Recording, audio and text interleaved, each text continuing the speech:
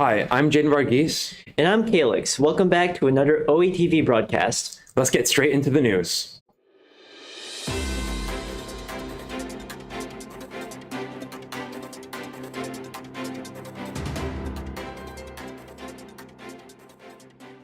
A rescue mission is still underway in northern Greece after two trains collided into each other this past Tuesday, according to AP News. The death toll has risen to at least 43 people, with many of the victims being students. The Greek Prime Minister Kyriakos Mitsotakis has stated that the crash was caused by human error, but investigations are still underway.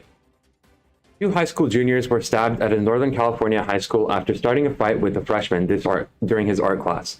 Teachers initially tried breaking up the fight, but the freshman pulled out a folding knife.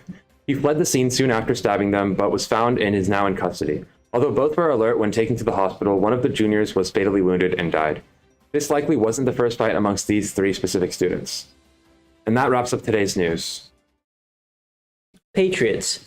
OA Red Cross wanted to let you know about their blood drive that they're having on March 6th from 9 a.m. to 2 p.m. It's a great opportunity to give back to the community and gain some volunteer hours.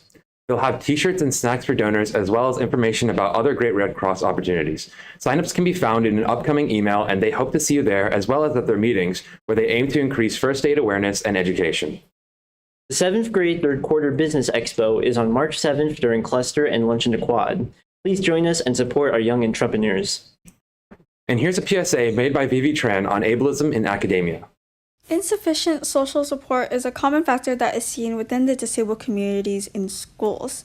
We barely even talk about it, and the times that we do, the stories we display about the disability community is usually only presented with one common trope: the struggle to overcome your disability. As surprising as it may be, disabled people do not always want to be seen as an inspiration. In fact, they mostly know that they're special and that they will have to live life with the gap between their normal peers. We see that they have to encounter bullying, being taken advantage of, whispering behind backs, and name-calling. And by staying silent, we only teach children that there are certain values that should be talked about and certain values that don't. They try to hide their disabilities while their peers silence their curiosity on learning about it. Instead, we should normalize the showcase of emotions in the classroom, even if it might not adhere to typical norms, and have student-led disability workshop days that aren't just on awareness days. Know that it's not their disability that disables them, it's society. Now it's time for SPORTSCAST.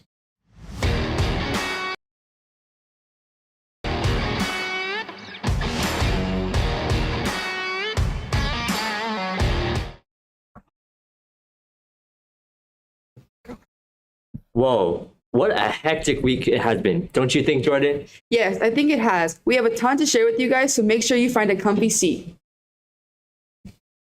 After a week off, baseball will continue this week as your boys team is looking to make a comeback this season.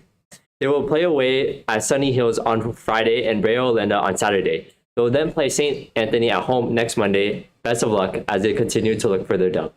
Sweeping the competition this past week, boys volleyball took home the dub on Monday against Cams, going 3-0, and then on Friday doing the same against Santa Ana, going 3-1. This Friday they will be playing against Brea Olinda. Keep it up, guys.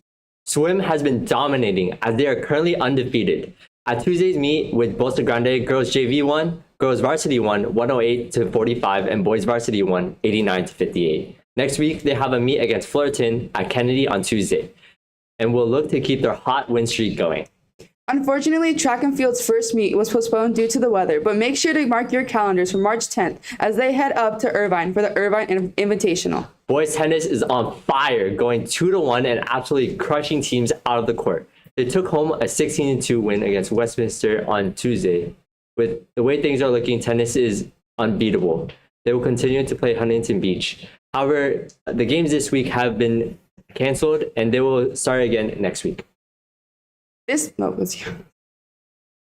past Saturday was the CIF Southern Section Finals for boys soccer. Although the turnout was unfortunate, the team played through rainy and cold weather. Thank you to everybody who came out to support. But they were still qualified for state, so to make up for Saturday, the boys soccer team played against D4 champs of the Central Section and ended with a final score of 3-1. So you know what that means, right?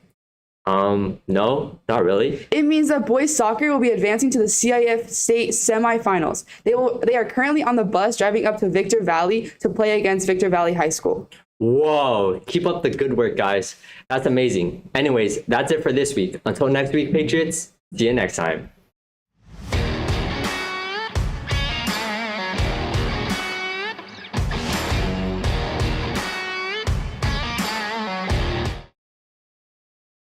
Thanks, Vincent and Jordan. And that's it for today's broadcast. I'm Calix Jimenez. And I'm Jaden Varghese. See you next time on OATV.